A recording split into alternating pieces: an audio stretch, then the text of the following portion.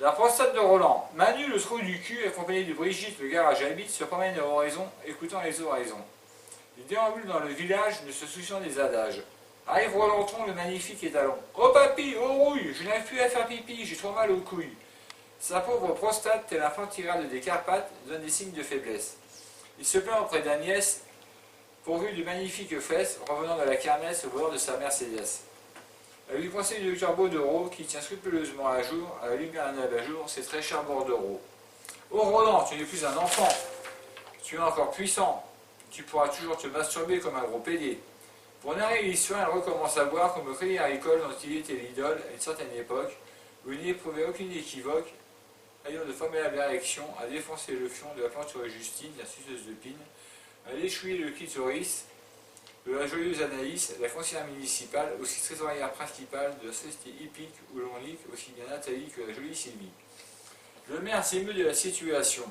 Il est inadmissible qu'un citoyen admissible aux prochaines élections tombe aussi bas tel un apostat.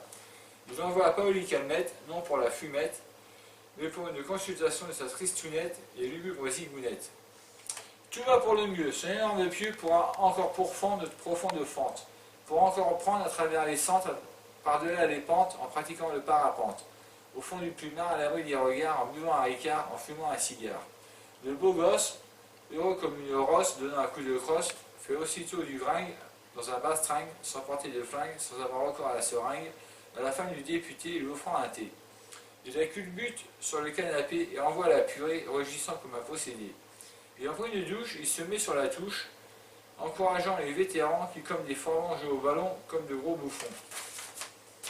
La journée terminée, il regarde la télé, béatement installé dans un confortable sofa, mangeant du chocolat, sirotant de la vodka.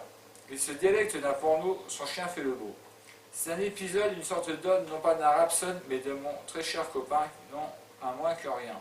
C'est un homme vraiment bien qui mériterait de prendre un bain en compagnie de Carla Bruni, l'égérie de l'hystérie.